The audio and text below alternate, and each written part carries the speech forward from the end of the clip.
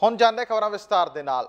वित्त मंत्रालय ने कहा है कि रहन की लागत का नवा क्रैडिट VC के 85% लोगों को दिता जाएगा। क्रैडिट प्रति बालग $164 ते प्रति बच्चा $41 प्रदान करेगा।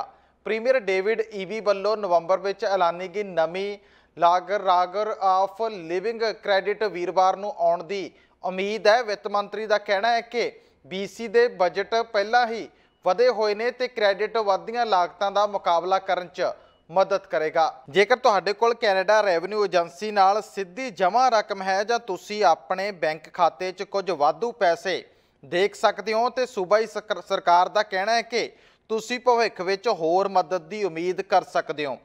BC दा वन टाइम अफोर्डेबिलिटी क्रैडिट शुरू किया गया क्योंकि विक्टोरिया BC च रह रहे 85% लोगों को प्रति बालग $164 ते प्रति बच्चा 41 प्रदान किए जाएंगे। प्रीमियर डेविड ईवी का कहना है कि असी समझते हाँ कि BC को अज लागत के दबाव का सामना करना पै रहा है। वध रही लागतां जो कि करियाने का समान खरीदण ते किराया देण आदि वर्गे काम करने लई उन्हां दी योग्यता को प्रभावित कर रही ने। इसलिए असी निश्चित तौर पर यह पहुँच अपनाई है कि BC को तुरंत सहायता की लोड़ है। उन्होंने कहा कि तुसीं उम्मीद कर सकते हो कि असी सूबे विच समर्था लई इस पहुँच को जारी रखांगे। BC के लोगों का समर्थन करने का हर मौका असी देखते हाँ।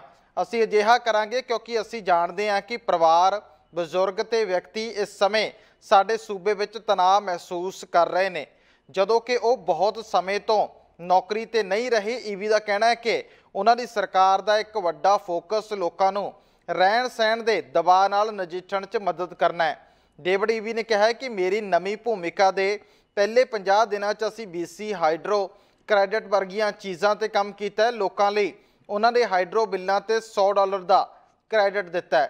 असी घट ते मध आमदनी वाले ब्रिटिश कोलंबियन नूं रोजाना जीवन की लागत के नाल समर्थन प्राप्त करते हुए किफायती क्रैडिट के आले दुआले सहायता की है। असी 2 सालों लई कार बीमा दरां नूं फ्रीज कर दिता है। उन्होंने कहा कि चाइल्ड केयर विच बच्चों वाले मापिਆਂ ਲਈ ਉਹ शाब्दिक तौर पर हज़ारां डॉलर देख रहे हैं। कुछ मामलों च उन्होंने जेब विच हर महीने जो उन्होंने बाल देखभाल ते खर्च करना पैंदा सी। किफायती क्रैडिट तो इलावा सूबा BC के हिस्से वजों परिवारां नूं तिन्नों विचों पहली अदायगी भी दे रहा है। परिवारक लाभ 20 जनवरी तो शुरू हो रहा है। सूबे मुताबक जनवरी फरवरी ते मार्च के भुगतानां च हरेक महीने लई प्रति बच्चा 58.33 वाधू डॉलर शामिल ने। 2 बच्चों वाले परिवारां नूं इस टॉप अप तो $350 तक प्राप्त होणगे। जेकर तुहाडे कोल CRA विच सीधी जमा रकम नहीं है तो तुहाडे कोल लगभग 10 दिनों के अंदर पैसे होने चाहिए ने। अफोर्डेबिलिटी क्रैडिट नूं क्लाइमेट एक्शन टैक्स क्रैडिट ते एड ऑन वजों वंडिया जा रहा है जो कि BC के कार्बन टैक्स को ऑफसैट करने लई एक तिमाही भुगतान है। तो उधर Canadian centre for policy alternative वालों सरकार को सुझाया गया है कि प्रॉपर्टी टैक्स की छूट के रूप में जो पैसे ब्रिटिश कोलंबिया सरकार अदा करती है वो बंद कर देने चाहिए ने क्योंकि ये बेफजूल है। इसकी थां सरकार को यह पैसा अफोर्डेबिलिटी उत्ते खर्चना चाहिए। इस बारे देखते हैं चैनल पंजाबी की एक खास report. Canadian centre for policy alternative के वलों उन्होंने आर्थिक माहरां दे वलों ये सुझाया गया है कि प्रॉपर्टी टैक्स का जो वापसी अदा करती है प्रोविंशियल सरकार वो बेफालतू है, उन्होंने बंद कर देना चाहिए क्योंकि ब्रिटिश कोलंबिया दे विच वखरे रूल ने इसनूं लैके ओंटारियो दे विच वखरे रूल ने क्योंकि सिटी दे वल्लों प्रॉपर्टी टैक्स उगराया जाता है पर उन्होंने वापसी के रूप दे विच प्रोविंशियल सरकार दे वल्लों पैसे वापस किए जाते हैं। प्रिंसीपल होम ओनर नूं $892 मिलियन का खर्चा ब्रिटिश कोलंबिया सरकार का इहदे ते हुंदा है ते 2023 दे विच ये खर्चा $1 बिलियन तक जाण की संभावना है। पर इस एजेंसी के आर्थिक माहरां का कहना है कि ये पैसे फजूल दे विच सरकार दे रही है। ये पैसे देने की थां ते सरकार नूं चाहिदा है कि वह अफोर्डेबिलिटी हाउसिंग दे लई ये पैसे की वरतों करे जिहदे नाल कि वध तों वध लोकां कोले घर होएगा ते चंगी सहूलत के रूप दे विच इहनूं अगे वधाया जा सकदा है। इस मुद्दे के उपर डॉक्टर गुरविंदर सिंह धालीवाल दे नाल चैनल पंजाबी दे वल्लों खास गलबात की गई है। ਧਾਲੀਵਾਲ ਸਾਹਿਬ, ਕੈਨੇਡੀਅਨ ਸੈਂਟਰ ਫਾਰ ਪੋਲਿਸੀ ਅਲਟਰਨੇਟਿਵਸ ਦੇ ਜਿਹੜੇ ਅਰਥ ਸ਼ਾਸਤਰੀ ਨੇ ਉਹ ਇਹ ਗੱਲਬਾਤ ਕਹਿ ਰਹੇ ਨੇ ਕਿ ਜਿਹੜਾ ਟੈਕਸ, ਪ੍ਰੋਪਰਟੀ ਟੈਕਸ ਤੇ ਛੋਟ ਦੇ ਰੂਪ ਚ ਪੈਸੇ ਦਿੰਦੀ ਹੈ ਸਰਕਾਰ, ਉਹ ਨਹੀਂ ਦੇਣੇ ਚਾਹੀਦੇ, ਉਹ ਬੇਫਜ਼ੂਲ ਨੇ। ਇਹਦੇ ਬਾਰੇ ਤੁਹਾਡਾ ਕੀ ਕਹਿਣਾ ਜੀ? ਦਰਅਸਲ ਇਕਨੋਮਿਕ ਮਾਹਰ ਜਿਹੜੇ ਆ ਉਹ ਕੁਝ ਕੁ ਗਿਣਤੀਆਂ ਮਿਣਤੀਆਂ ਦੇ ਮੁਤਾਬਕ ਆਪਣੀ ਅਪਰੋਚ ਜਿਹੜੀ ਹੈ ਦੱਸ ਰਹੇ ਨੇ। ਸਵਾਲ ਇਹ ਹੈ ਕਿ ਜੇਕਰ ਇਹ ਅੱਜ ਤੋਂ ਤਕਰੀਬਨ ਅੱਧੀ ਸਦੀ ਤੋਂ ਲੰਮਾ ਸਮਾਂ ਪਹਿਲਾਂ ਇਹ ਸ਼ੁਰੂ ਕੀਤਾ ਗਿਆ ਤਾਂ ਕੁਝ ਵਜ੍ਹਾ ਸੀ, ਕੁਝ ਕਾਰਨ ਸੀ। ਉਹਦੇ ਕਾਰਨ ਇਹ ਸੀ ਕਿ ਜਿਹੜਾ ਹਾਊਸ ਹੋਲਡ ਹੈ, ਘਰ ਲੈ ਚੁੱਕਿਆ ਤੇ ਜਿਨ੍ਹਾਂ ਕੋਲੇ ਘਰ ਨਹੀਂ ਹੈ, ਕੁਦਰਤੀ ਗੱਲ ਹੈ ਉਹਨਾਂ ਦੇ ਵਿੱਚ ਇੱਕ ਇਹ ਤਾਂ ਫਰਕ ਹੈ ਕਿ ਜਿਹੜਾ ਘਰ ਲੈ ਚੁੱਕਿਆ ਉਹਨੂੰ ਕੋਈ ਨਾ ਕੋਈ ਰਾਹਤ ਮਿਲੇਗੀ, ਕਿਉਂਕਿ ਉਸ ਤੇ ਬੋਝ ਵੀ ਪਿਆ। ਹੋਰ ਕਈ ਤਰ੍ਹਾਂ ਦੀ ਇੱਕ ਛੋਟੀ ਜਿਹੀ ਰਾਹਤ ਜਿਹੜੀ $500-400 ਕੋਈ ਬਹੁਤੀ ਵੱਡੀ ਰਾਹਤ ਨਹੀਂ ਹੈ, ਪਰ ਉਹ ਲਗਾਤਾਰ ਚੱਲਿਆ ਆ ਰਿਹਾ ਹੈ। ਇਹ ਮਾਹਰ ਇਹ ਕਿਉਂ ਨਹੀਂ ਕਹਿ ਰਹੇ ਕਿ ਜਿਹੜਾ ਟੈਕਸ ਆ ਲਗਾਤਾਰ ਵਧਾ ਰਹੇ ਆ ਉਹਨੂੰ ਸਰਕਾਰ ਘੱਟ ਕਰੇ, ਜਿਹੜਾ ਬੋਝ ਹੋਰ ਪਾ ਰਹੀ ਆ ਉਹਨੂੰ ਘੱਟ ਕਰੇ। ਜਿਹੜੀ ਚੀਜ਼ ਮਿਲ ਰਹੀ ਹੈ ਅੱਜ ਉਸ ਚੀਜ਼ ਨੂੰ ਉੱਥੋਂ ਹਟਾ ਕੇ ਉਹ ਪੈਸਾ, ਚਲੋ $1 ਮਿਲੀਅਨ ਦੀ ਗੱਲ ਕਰਦੇ ਆ, $1 ਬਿਲੀਅਨ ਜੇਕਰ ਸਾਰਾ ਹਟਾ ਲਿਆ ਜਾਵੇ, 500 400 ਜਿਹੜੇ ਕੋਈ ਸੀਨੀਅਰਸ ਨੇ, ਸਿਆਣੀ ਉਮਰ ਦੇ ਨੇ, ਪੁਰਾਣੇ ਸਮੇਂ ਤੋਂ ਲੈ ਰਹੇ ਨੇ, ਜਾਂ ਜਿਨ੍ਹਾਂ ਦੇ ਵਾਸਤੇ ਇਹ ਰਾਹਤ ਹੈ, ਜੋ ਹਟਾ ਕੇ ਤੁਸੀਂ ਉਸ ਪੈਸੇ ਨੂੰ ਕਿਸੇ ਹੋਰ ਪਰਪਸ ਲਈ ਵਰਤਦੇ ਹੋ, ਤਾਂ ਇਹਦਾ ਮਤਲਬ ਇਹ ਹੈ ਕਿ ਉਸ ਚੀਜ਼ ਦਾ ਜਿਹੜਾ ਬੈਨੀਫਿਟ ਮਿਲ ਰਿਹਾ ਉਹਨਾਂ ਲਈ ਬੰਦ ਹੋ ਗਿਆ। ਸਰਕਾਰ ਕੋਲ ਐਸੀ ਵਜ੍ਹਾ ਤਾਂ ਹੈ ਨਹੀਂ ਕਿ ਪੈਸੇ ਖਤਮ ਹੋ ਗਏ। ਸਰਕਾਰ ਆਪਣੇ ਹੋਰ ਖਰਚੇ ਘਟਾਵੇ, ਫਜ਼ੂਲ ਖਰਚੀ ਨੂੰ ਠੀਕ ਕਰੇ। ਜਿਹੜੀ ਚੀਜ਼ ਬਜਾਏ ਇਸ ਦੇ ਕਿ ਕੁਝ ਰਾਹਤ ਵਾਧੂ ਦਿੱਤੀ ਜਾਵੇ, ਜਿਹੜੀ ਮਿਲ ਰਹੀ ਹੈ ਉਸ ਨੂੰ ਵੀ ਬੰਦ ਕਰ ਦੇਣਾ, ਇਹ ਮੈਨੂੰ ਨਹੀਂ ਲੱਗਦਾ ਕੋਈ ਸਿਆਣਪ ਵਾਲਾ ਕਦਮ ਹੈ, ਬਲਕਿ ਇਹ ਲੋਕਾਂ ਨੂੰ ਇੱਕ ਜਿਹੜੇ ਬੜੇ ਐਨ ਹਾਸ਼ੀਆਗ੍ਰਸਤ ਨੇ ਉਹਨਾਂ ਨੂੰ ਮਾੜਾ ਮੋਟਾ ਜਿਹੜਾ ਕੁਝ ਨਾ ਕੁਝ ਮਿਲ ਰਿਹਾ ਹੈ ਉਹ ਉਹਨਾਂ ਤੋਂ ਖੋਹਣ ਵਾਲੀ ਗੱਲ ਹੈ। ਸੋ ਮੇਰੇ ਮੁਤਾਬਕ ਅਜਿਹਾ ਕਦਮ ਬਹੁਤਾ ਜ਼ਿਆਦਾ ਫਾਇਦੇਮੰਦ ਨਹੀਂ ਹੋਏਗਾ, ਕੇਵਲ ਇੱਕ ਸਿਆਸੀ ਮੁਫਾਦ ਦਾ ਜ਼ਰੂਰ ਮੁੱਦਾ ਬਣੇਗਾ। ਜਿਹੜੀ ਮਿਲਦੀ ਹੋਈ ਰਾਹਤ ਹੈ ਅੱਜ ਹੋ ਗਿਆ, ਅੱਜ ਅਸੀਂ ਇਸ ਗੱਲ ਤੇ ਬਜ਼ਿੱਦ ਹੋ ਗਏ ਕਿ ਜੀ ਆਹ ਚੀਜ਼ ਬੰਦ ਕਰ ਦਿਓ। ਰਸਤੇ ਬੰਦ ਕਰਨੇ ਸੌਖੇ ਨੇ, ਖੋਲ੍ਹਣੇ ਬੜੇ ਔਖੇ ਨੇ। ਤੇ ਇਹ ਕਿਹੜਾ ਪੱਕੇ ਤੌਰ ਤੇ ਕਿਹਾ ਜਾ ਸਕਦਾ ਕਿ ਇਹ ਰਾਹਤ ਦੇ ਵਾਸਤੇ ਹੀ ਪੈਸਾ ਵਰਤਿਆ ਜਾਏਗਾ। ਸਰਕਾਰਾਂ ਬਹੁਤ ਕੁਝ ਕਰਦੀਆਂ ਨੇ। ਫੈਡਰਲ ਪੱਧਰ ਤੇ ਵੀ ਅਸੀਂ ਦੇਖਦੇ ਹਾਂ ਲੋਕਾਂ ਤੇ ਕਰਜ਼ੇ ਪਾ ਕੇ ਤੇ ਬਿਲੀਅਨ ਐਂਡ ਬਿਲੀਅਨ ਡਾਲਰ ਜਿਹੜਾ ਹੈ ਉਹ ਵੱਡੀਆਂ ਵੱਡੀਆਂ ਜਿਹੜੀਆਂ ਰੱਖਿਅਕ ਚੀਜ਼ਾਂ ਜਿਹੜੀਆਂ ਹਨ ਉਹਨਾਂ ਦੇ ਵਾਸਤੇ ਫੌਜਾਂ ਤੇ ਖਰਚਿਆ ਜਾ ਰਿਹਾ। ਇਹ ਕਿੱਡੀ ਕੁ ਸਿਆਣਪ ਵਾਲੀ ਗੱਲ ਹੈ। ਸੋ ਪ੍ਰੋਵਿੰਸ਼ੀਅਲ ਲੈਵਲ ਤੇ ਵੀ ਸਰਕਾਰ ਨੂੰ ਇਸ ਗੱਲ ਦੇ ਉੱਪਰ ਗੌਰ ਕਰਨਾ ਚਾਹੀਦਾ ਹੈ ਕਿ ਜਿਹੜੀਆਂ ਚੰਗੀਆਂ ਚੀਜ਼ਾਂ ਉਹਨਾਂ ਨੂੰ ਬੰਦ ਕਰਨ ਦੀ ਥਾਂ ਤੇ ਹੋਰ ਰਾਹਤ ਦੇਣੀ ਚਾਹੀਦੀ ਹੈ। ਟੈਕਸ ਘਟਾ ਦਿਓ, ਉਸ ਪਾਸਿਓਂ ਉਹਨਾਂ ਨੂੰ ਸਹਿਯੋਗ ਦਿਓ, ਸਿਟੀਜ਼ ਨੂੰ ਵੈਸੇ ਸਹਿਯੋਗ ਦਿਓ, ਪਰ ਇਧਰੋਂ ਕੱਟ ਕੇ ਉਧਰੋਂ ਦੇ ਦੇਣਾ ਇਹ ਕੋਈ ਬਹੁਤਾ ਫਾਇਦੇਮੰਦ ਨਹੀਂ ਹੋਏਗਾ। ਸੋ ਪ੍ਰੋਪਰਟੀ ਟੈਕਸ ਦੇ ਭੁਗਤਾਨ ਦੇ ਰੂਪ ਦੇ ਵਿੱਚ ਪ੍ਰੋਵਿੰਸ਼ੀਅਲ ਸਰਕਾਰ ਵੱਲੋਂ $570 ਪ੍ਰਿੰਸੀਪਲ ਹੋਮ ਓਨਰ ਨੂੰ ਦਿੱਤੇ ਜਾਂਦੇ ਨੇ। ਜੇਕਰ ਹੋਮ ਓਨਰ 65 ਸਾਲ ਤੋਂ ਉੱਪਰ ਹੈ ਤਾਂ ਉਹਦੇ ਲਈ $275 ਐਕਸਟਰਾ ਜਿਹੜੇ ਉਹ ਮਿਲਦੇ ਨੇ।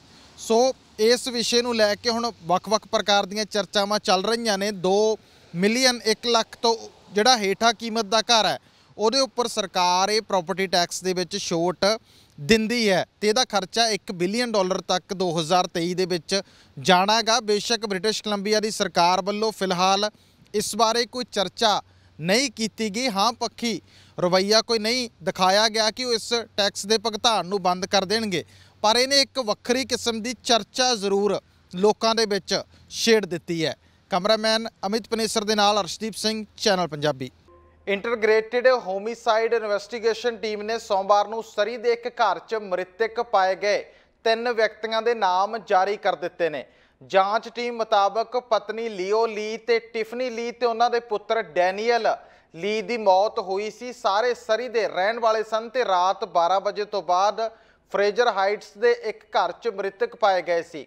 ਹੋਮਿਸਾਈਡ ਟੀਮ ਦਾ ਕਹਿਣਾ ਹੈ ਕਿ ਉਹ ਨਜ਼ਦੀਕੀਆਂ ਦੇ ਸੰਪਰਕ ਵਿੱਚ ਹੈ ਅਤੇ ਪੀੜਤਾਂ ਦੇ ਇਸ ਪਰਿਵਾਰ ਦੇ ਨਾਲ ਵੀ ਗੱਲਬਾਤ ਕਰ ਰਹੀ ਹੈ। ਹੋਮਿਸਾਈਡ ਟੀਮ ਨੇ ਆਖਿਆ ਕਿ ਨਜ਼ਦੀਕੀਆਂ ਤੋਂ ਪੁੱਛ ਪੜਤਾਲ ਕੀਤੀ ਜਾ ਰਹੀ ਹੈ ਅਤੇ ਸਭ ਵੱਲੋਂ ਇਹੀ ਗੱਲਬਾਤ ਕਹੀ ਜਾ ਰਹੀ ਹੈ ਕਿ ਜਦੋਂ ਉਹਨਾਂ ਨੂੰ ਇਸ ਖਬਰ ਬਾਰੇ ਪਤਾ ਲੱਗਿਆ ਤਾਂ ਬਹੁਤ ਜ਼ਿਆਦਾ ਦੁੱਖ ਪਹੁੰਚਿਆ ਕਿ ਇੱਕ ਖੁਸ਼ਹਾਲ ਪਰਿਵਾਰ ਸੀ, ਇੱਕ ਦੂਜੇ ਨੂੰ ਪਿਆਰ ਕਰਦੇ ਸਨ। ਆਈ ਹਿੱਟਾਂ ਦਾ ਕਹਿਣਾ ਹੈ ਕਿ BC ਦੇ ਵਿੱਚ RCMP ਇੰਟਰਗ੍ਰੇਟਿਡ ਪ੍ਰੋਸੈਸਿੰਗ ਆਇਡੈਂਟੀਫਿਕੇਸ਼ਨ ਸੈਕਸ਼ਨ ਦੀ ਮਦਦ ਨਾਲ ਜਾਂਚ ਜਾਰੀ ਰੱਖੀ ਗਈ ਹੈ। BC ਦੇ ਬਹੁਤ ਸਾਰੇ ਹਿੱਸਿਆਂ ਦੇ ਵਿੱਚ ਮੀਂਹ ਦੀ ਚੇਤਾਵਨੀ ਜਾਰੀ ਕੀਤੀ ਗਈ ਹੈ। ਚੇਤਾਵਨੀ ਮੈਟਰੋ ਵੈਨਕੂਵਰ ਅਤੇ ਫਰੇਜ਼ਰ ਵੈਲੀ ਨੂੰ ਵੀ ਕਵਰ ਕਰ ਰਹੀ ਹੈ। ਇਸ ਤੋਂ ਇਲਾਵਾ ਵੈਨਕੂਵਰ ਆਈਲੈਂਡ ਅਤੇ ਨਨੈਮੋ ਤੇ ਬਾਕੀ ਥਾਵਾਂ ਦੇ ਉੱਪਰ ਵੀ ਭਾਰੀ ਮੀਂਹ ਪੈਣ ਦੀ ਸੰਭਾਵਨਾ ਬਣੀ ਹੋਈ ਹੈ। BC ਦੇ ਦੱਖਣੀ ਤੱਟ ਦੇ ਜ਼ਿਆਦਾਤਰ ਹਿੱਸਿਆਂ ਲਈ ਭਾਰੀ ਬਾਰਿਸ਼ ਦੀ ਚੇਤਾਵਨੀ ਜਾਰੀ ਕੀਤੀ ਗਈ ਹੈ। ਬੁੱਧਵਾਰ ਰਾਤ ਤੋਂ ਸ਼ੁੱਕਰਵਾਰ ਤੱਕ ਦੱਖਣੀ BC ਦੇ ਬਹੁਤ ਸਾਰੇ ਹਿੱਸਿਆਂ 'ਚ ਬਾਰਿਸ਼ ਦੀ ਚੇਤਾਵਨੀ ਜਾਰੀ ਕੀਤੀ ਗਈ ਹੈ। ਚੇਤਾਵਨੀ ਮੈਟਰੋ ਵੈਨਕੂਵਰ ਤੇ ਫਰੇਜ਼ਰ ਵੈਲੀ ਨੂੰ ਕਵਰ ਕਰਦੀ ਹੈ ਤੇ ਹੋਪ ਸਾਊਂਡ ਤੇ ਵੈਸਟ ਤੇ east Vancouver Island, Nanaimo's, Sunshine Coast ਲਈ ਵੀ ਪ੍ਰਭਾਵੀ ਹੈ। ਮੌਸਮ ਵਿਗਿਆਨੀ ਮਾਈਕਲ ਕੁਸ ਮੁਤਾਬਕ ਇਸ ਕੁਝ ਦਿਨ ਬਹੁਤ ਹੀ ਜ਼ਿਆਦਾ ਲੋਕਾਂ ਨੂੰ ਮੀਂਹ ਦਾ ਸਾਹਮਣਾ ਕਰਨਾ ਪੈਣਾ। ਇਹ ਸਾਰੀ ਨਮੀ ਨੂੰ ਤੱਟ ਦੇ ਉੱਪਰ ਤੇ ਹੁਣ ਲੋਅਰ ਮੇਨਲੈਂਡ ਵਿੱਚ ਫੈਲਾ ਰਿਹਾ ਹੈ। ਇਹ ਮੀਂਹ ਦਿਨ ਭਰ ਵੱਧ ਤੋਂ ਵੱਧ ਜਾਰੀ ਰਹੇਗਾ ਤੇ 20 ਤੋਂ 50 ਮਿਲੀਮੀਟਰ ਦੇ ਅੰਕੜੇ ਨੂੰ ਪਾਰ ਕਰੇਗਾ। Environment and Climate Change Canada ਦਾ ਕਹਿਣਾ ਹੈ ਕਿ ਇਹ ਸਿਸਟਮ ਸ਼ੁੱਕਰਵਾਰ ਤੱਕ 60 ਤੋਂ 120 ਮਿਲੀਮੀਟਰ ਦੇ ਵਿਚਕਾਰ ਬਾਰਿਸ਼ ਲਿਆ ਸਕਦਾ ਹੈ ਤੇ ਨਦੀਆਂ, ਖਾੜੀਆਂ ਤੇ ਪੁਲੀਆਂ ਦੇ ਨੇੜੇ ਚੇਤਾਵਨੀ ਜਾਰੀ ਰਹੇਗੀ।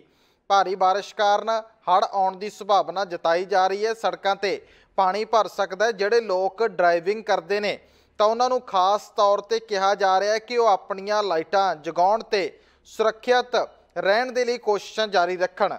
ਨੀਵੇਂ ਖੇਤਰਾਂ 'ਚ ਖਾਸ ਤੌਰ ਤੇ ਹੜ੍ਹ ਦੀ ਸਥਿਤੀ ਬਣੀ ਹੋਈ ਹੈ। ਵੈਨਕੂਵਰ ਆਈਲੈਂਡ ਦੇ ਕੁਝ ਹਿੱਸਿਆਂ ਲਈ ਵੀ ਹਵਾ ਦੀਆਂ ਚੇਤਾਵਨੀਆਂ ਲਾਗੂ ਨੇ।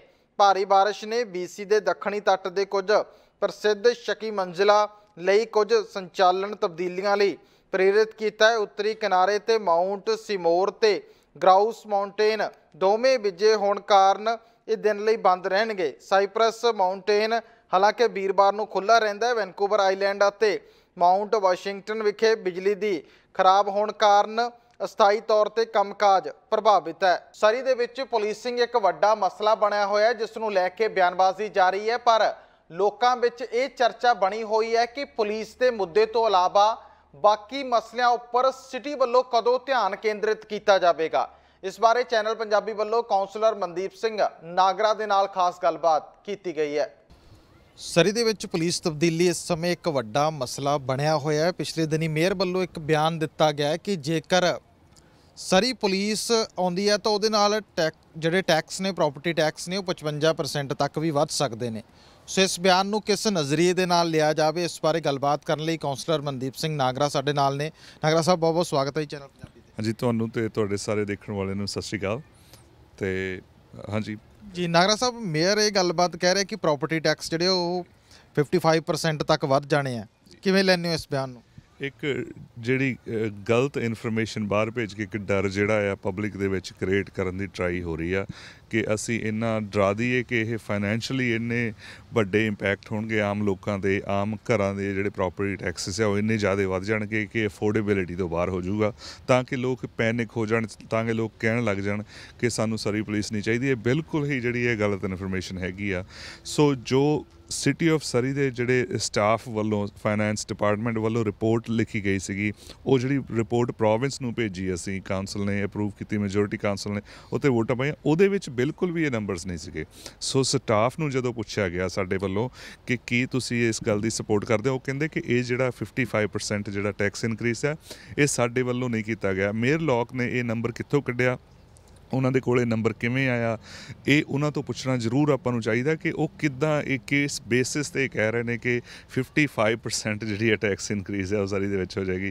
ਬਿਲਕੁਲ ਵੀ ਇੱਦਾਂ ਦਾ ਕੋਈ ਕੇਸ ਨਹੀਂ ਹੈਗਾ। ਸਰੀ ਦੀ ਜਿਹੜੀ ਪੁਲਿਸ ਦੀ ਆਪਣੀ ਕਾਸਟ ਆ ਉਹ ਬਹੁਤ ਸਿਮਿਲਰ ਕਾਸਟ ਆ ਜੋ ਆਪਾਂ RCMP ਨੂੰ ਪੇ ਕਰ ਰਹੇ ਹਾਂ ਪਿਛਲੇ ਬਹੁਤ ਸਾਲਾਂ ਤੋਂ, ਜਾਂ ਫਿਊਚਰ ਦੇ ਵਿੱਚ ਜੋ RCMP ਨੂੰ ਪੇ ਕਰਾਂਗੇ ਵੈਰੀ ਸਿਮਿਲਰ, ਮੇ ਬੀ ਥੋੜ੍ਹਾ ਆਈ ਵੁੱਡ ਸੇ ਕਿ ਸਾਲ ਦਾ ਜੇ ਆਪਾਂ ਦੇਖੀਏ $10 ਮਿਲੀਅਨ ਜਾਂ $15 ਮਿਲੀਅਨ ਮੇ ਵੀ ਜ਼ਿਆਦਾ ਹੋ ਗਿਆ। ਜ਼ਿਆਦਾ ਆਫਿਸਰ ਹੋਣਗੇ, ਜ਼ਿਆਦਾ ਆਪਣੀ ਇੱਥੇ ਰਿਲਾਇਬਿਲਿਟੀ ਹੋਏਗੀ, ਜ਼ਿਆਦਾ ਅਕਾਊਂਟੇਬਿਲਿਟੀ ਹੋਏਗੀ। ਜਿਹੜੇ ਆਪਾਂ ਹੁਣ ਕੇਸਿਸ ਦੇਖ ਰਹੇ ਹਾਂ ਕਿ ਸਰੀ ਦੇ ਵਿੱਚ ਫਰਾਈਡੇ ਨਾਈਟ ਨੂੰ ਸਿਰਫ 20 ਆਫਿਸਰ ਜਾਂ 25 ਆਫਿਸਰ ਜਿਹੜੇ ਪੂਰੀ ਸਰੀ ਦੇ ਵਿੱਚ ਪੈਟਰੋਲਿੰਗ ਕਰ ਰਹੇ ਹੁੰਦੇ ਨੇ, ਜਾਂ 911 ਦੀਆਂ ਕਾਲਸ ਜਾਂਦੀਆਂ ਨੇ ਤੇ ਉੱਥੇ ਪੁਲਿਸ ਪਹੁੰਚਦੀ ਨਹੀਂ ਆ।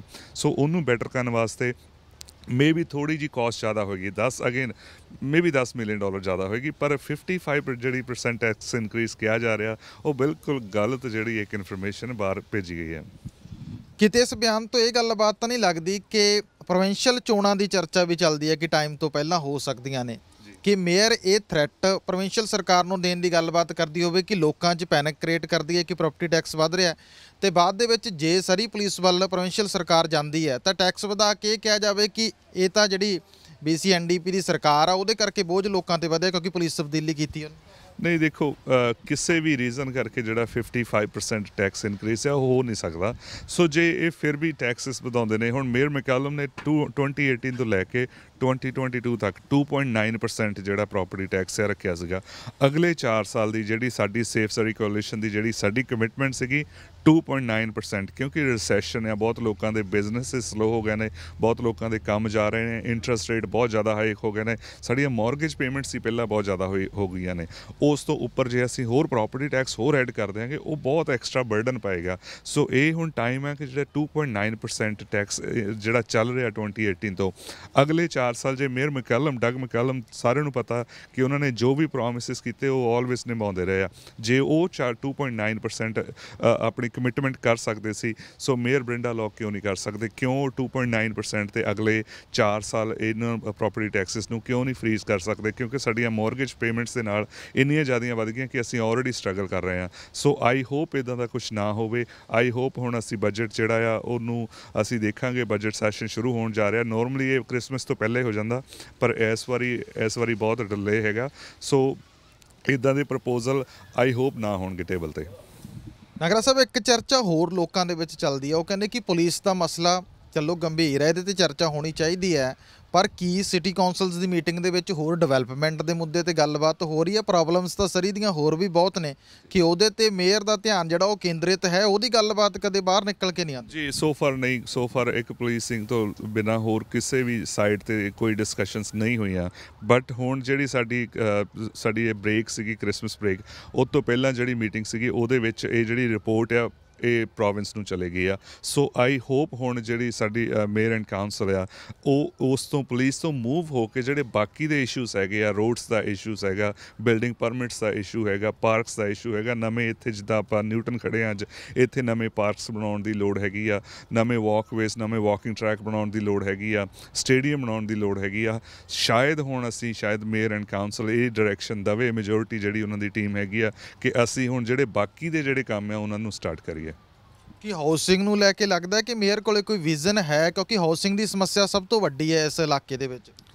ਸੋ ਫਾਰ ਇਸ ਨਵੀਂ ਕਾਉਂਸਲ ਦੇ ਵਿੱਚ ਮੈਂ ਜਿੰਨੀ ਵੀ ਪ੍ਰਪੋਜ਼ਲਸ ਆਏ ਉਹਨਾਂ ਦੀ ਅਸੀਂ ਸਪੋਰਟ ਕੀਤੀ, ਪਿਛਲੇ 4 ਸਾਲ ਵੀ ਕੀਤੀ, ਪਰ ਸੋ ਫਾਰ ਅਸੀਂ ਕਲੋਜ਼ ਟੂ 2000 ਜਿਹੜੇ ਘਰ ਆ ਨਵੇਂ ਉਹਨਾਂ ਨੂੰ ਅਸੀਂ ਰਿਜੈਕਟ ਉਹਨਾਂ ਨੂੰ ਬੈਕ ਭੇਜਤਾ ਕਾਉਂਸਲ ਦੇ ਵਿੱਚ। ਉਹਨਾਂ ਦੀ ਰੀਜ਼ਨਸ ਕੋਈ ਨਾ ਕੋਈ ਬਹੁਤ ਛੋਟੀਆਂ ਰੀਜ਼ਨਸ ਦੇ ਕਰਕੇ ਉਹਨਾਂ ਨੂੰ ਬੈਕ ਭੇਜ ਦਿੱਤਾ। ਉਹ ਪ੍ਰੋਜੈਕਟ ਨੂੰ ਮੁੜ ਕੇ ਬੈਕ ਕਾਉਂਸਲ ਟੇਬਲ 'ਤੇ ਆਉਣ ਨੂੰ ਪਤਾ ਨਹੀਂ ਕਿੰਨੇ ਸਾਲ ਲੱਗਣਗੇ, ਪਰ ਸੋ ਫਾਰ ਅਸੀਂ 3 ਜਾਂ 4 ਮਹੀਨਿਆਂ ਦੇ ਵਿੱਚ 2000 ਘਰ ਜਿਹੜੇ ਆ ਉਹ ਡਿਨਾਈ ਕਰ ਦਿੱਤੇ ਆ, ਈਵਨ ਦੋ ਹਾਊਸਿੰਗ ਕ੍ਰਾਈਸਿਸ ਚੱਲ ਰਹੀਆਂ। ਸੋ ਆਈ ਹੋਪ ਫਿਊਚਰ ਦੇ ਵਿੱਚ ਇੱਦਾਂ ਦਾ ਕੁਝ ਨਾ ਹੋਵੇ ਅਤੇ ਜਿਹੜੀ ਅਸੀਂ ਆਪਣੀ ਜਿਹੜੀ ਅਫੋਰਡੇਬਿਲਿਟੀ ਨੂੰ, ਕਿਉਂਕਿ ਅਸੀਂ ਹਾਊਸਿੰਗ ਪ੍ਰੋਵਾਈਡ ਕਰਾਂਗੇ ਅਤੇ ਅਫੋਰਡੇਬਿਲਿਟੀ ਆਏਗੀ, ਜਿੰਨੀ ਅਸੀਂ ਸਪਲਾਈ ਇਨਕਰੀਜ਼ ਕਰਾਂਗੇ ਉਨੀ ਜ਼ਿਆਦਾ ਡਿਮਾਂਡ ਘਟੇਗੀ। ਸੋ ਇਹਦੇ ਨਾਲ ਆਈ ਹੋਪ ਕਿ ਇਹ ਹੁਣ ਜਿਹੜਾ ਆ ਨਵੀਂ ਮੇਅਰ ਐਂਡ ਕਾਉਂਸਲ ਅੰਡਰਸਟੈਂਡ ਕਰਨਗੇ ਕਿ ਅਸੀਂ ਹਾਊਸਿੰਗ ਕ੍ਰਾਈਸਿਸ ਦੇ ਵਿੱਚ ਹੈਗੇ ਆ, ਤਾਂ ਕਿ ਵੱਧ ਤੋਂ ਵੱਧ ਜਿਹੜੀ ਡਿਵੈਲਪਮੈਂਟਸ ਹੈ ਅਪਰੂਵ ਕਰਨ। ਬਹੁਤ ਬਹੁਤ ਧੰਨਵਾਦ ਨਾਗਰਾ ਸਾਹਿਬ। Thank you so much. So ਇਹ ਸਨ ਮਨਦੀਪ ਸਿੰਘ ਨਾਗਰਾ ਜਿਨ੍ਹਾਂ ਨੇ ਗੱਲਬਾਤ ਕੀਤੀ ਹੈ ਪੁਲਿਸਿੰਗ ਦੇ ਮਸਲੇ ਨੂੰ ਲੈ ਕੇ। ਪਰ ਇਸ ਸਮੇਂ ਜਿਹੜਾ ਸਵਾਲ ਖੜਾ ਹੋਇਆ ਕਿ ਪੁਲਿਸ ਦੇ ਬਾਰੇ ਫੈਸਲਾ ਪ੍ਰੋਵਿੰਸ਼ੀਅਲ ਸਰਕਾਰ ਨੇ ਕਰਨਾ ਹੈ, ਪਰ ਸਿਟੀ ਕੌਂਸਲ ਦੀਆਂ ਕੁਝ ਹੋਰ ਜ਼ਿੰਮੇਵਾਰੀਆਂ ਵੀ ਹੁੰਦੀਆਂ ਨੇ ਤੇ ਉਹ ਜ਼ਿੰਮੇਵਾਰੀਆਂ ਲੋਕਾਂ ਦੇ ਵਿੱਚ ਚਰਚਾ ਦਾ ਵਿਸ਼ਾ ਇਸ ਸਮੇਂ ਬਣੀਆਂ ਹੋਈਆਂ ਨੇ ਕਿ ਬਾਕੀ ਜਿਹੜੇ ਸਿਟੀ ਦੇ ਕਰਨ ਵਾਲੇ ਕੰਮਕਾਜ ਹੈ, ਬੇਸ਼ੱਕ ਹਾਊਸਿੰਗ ਪ੍ਰੋਬਲਮ ਹੈ, ਪਾਰਕਸ ਦੀ ਗੱਲ ਹੈ, ਰੋਡਸ ਦੀ ਗੱਲ ਹੈ, ਤਾਂ ਉਹਦੇ ਉੱਪਰ ਵੀ ਮੇਅਰ ਨੂੰ ਧਿਆਨ ਕੇਂਦਰਿਤ ਕਰਨਾ ਚਾਹੀਦਾ ਹੈ। ਕੈਮਰਾਮੈਨ ਅਮਿਤ ਪਨੇਸਰ ਦੇ ਨਾਲ ਅਰਸ਼ਦੀਪ ਸਿੰਘ, ਚੈਨਲ ਪੰਜਾਬੀ।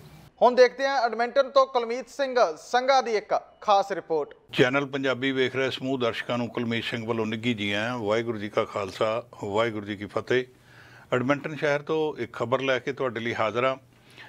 ਦੋਸਤੋ, ਜਿਉਂ ਹੀ ਜਿਹੜਾ ਸਰਦੀਆਂ ਦੇ ਦਿਨ ਆਉਂਦੇ ਆ ਅਤੇ ਵੱਡਿਆਂ ਸ਼ਹਿਰਾਂ ਦੇ ਵਿੱਚ ਇਹ ਪ੍ਰੋਬਲਮ ਖੜੀ ਹੋ ਜਾਂਦੀ ਹੈ ਕਿ ਜਿਹੜੇ ਲੋਕਾਂ ਕੋਲ ਰਹਿਣ ਨੂੰ ਘਰ ਨਹੀਂ ਹੈ ਅਤੇ ਉਹ ਸਰਦੀਆਂ ਵਿੱਚ ਕਿੱਥੇ ਆਪਣਾ ਸਮਾਂ ਬਿਤਾਉਣਗੇ। ਐਡਮਿੰਟਨ ਸ਼ਹਿਰ ਦੇ ਵਿੱਚ ਜਿਹੜੀ ਇਹ ਸਿਚੁਏਸ਼ਨ ਹੈ ਜੀ, ਦੱਸਦੇ ਨੇ ਕਿ ਕੋਈ 2800 ਦੇ ਕਰੀਬ ਵਿਅਕਤੀ ਨੇ ਜਿਨ੍ਹਾਂ ਕੋਲ ਰਹਿਣ ਨੂੰ ਕੋਈ ਥਾਂ ਨਹੀਂ ਹੈ, ਅਤੇ 800 ਦੇ ਕਰੀਬ ਵਿਅਕਤੀ ਜਿਹੜਾ ਜੀ ਉਹ ਕਹਿੰਦੇ ਰਾਤ ਨੂੰ ਬਾਹਰ ਸੌਂਦਾ ਆ। ਹੁਣ ਤੁਸੀਂ ਇਮੈਜਨ ਕਰੋ ਕਿ ਇਸ ਤਰ੍ਹਾਂ ਦੀ ਠੰਡ ਦੇ ਵਿੱਚ, ਇੱਦਾਂ ਦੇ ਹਾਰਸ਼ ਵੈਦਰ ਵਿੱਚ ਲੋਕੀ ਰਾਤ ਨੂੰ ਬਾਹਰ ਸੌਂ ਰਹੇ ਨੇ। ਔਰ ਫਿਰ ਕੀ ਹੁੰਦਾ ਹੈ ਕਿ ਬਹੁਤ ਸਾਰੇ ਲੋਕ ਕਈ ਵਾਰੀ ਹੌਸਪੀਟਲ ਵਿੱਚ ਪਹੁੰਚਦੇ ਨੇ, ਐਮਰਜੈਂਸੀ ਰੂਮ ਦੇ ਵਿੱਚ, ਜਿੱਥੇ ਉਹ ਆਪਣਾ ਇਲਾਜ ਕਰਵਾਉਣਾ ਚਾਹੁੰਦੇ ਨੇ। ਜਦੋਂ ਉਹਨਾਂ ਦਾ ਇਲਾਜ ਕੀਤਾ ਜਾਂਦਾ, ਦੁਨੀਆ ਦਾ ਬਿਹਤਰ ਇਲਾਜ ਜਿਹੜਾ ਡਾਕਟਰ ਔਰ ਬਾਕੀ ਦਵਾਈਆਂ ਹੀ ਉਹਨਾਂ ਨੂੰ ਮਿਲਦੀਆਂ ਉੱਥੋਂ, ਪਰ ਜਦੋਂ ਉੱਥੋਂ ਉਹਨਾਂ ਦਾ ਐਮਰਜੈਂਸੀ 'ਚੋਂ ਰਿਲੀਜ਼ ਹੁੰਦੇ ਆ, ਫਿਰ ਉਹਨਾਂ ਨੂੰ ਜਾਣ ਨੂੰ ਕੋਈ ਥਾਂ ਨਹੀਂ ਹੁੰਦੀ। ਹੌਸਪੀਟਲ ਜਿਹੜੇ ਆ ਉਹ ਬਹੁਤ ਬਿਜ਼ੀ ਹੋਣ ਕਰਕੇ ਕਈ ਵਾਰੀ ਉਹਨਾਂ ਲੋਕਾਂ ਨੂੰ ਫਿਰ ਕੀ ਕਹਿੰਦੇ ਆ, ਸਟਰੀਟਸ 'ਤੇ ਹੀ ਭੇਜਣਾ ਪੈਂਦਾ ਹੈ।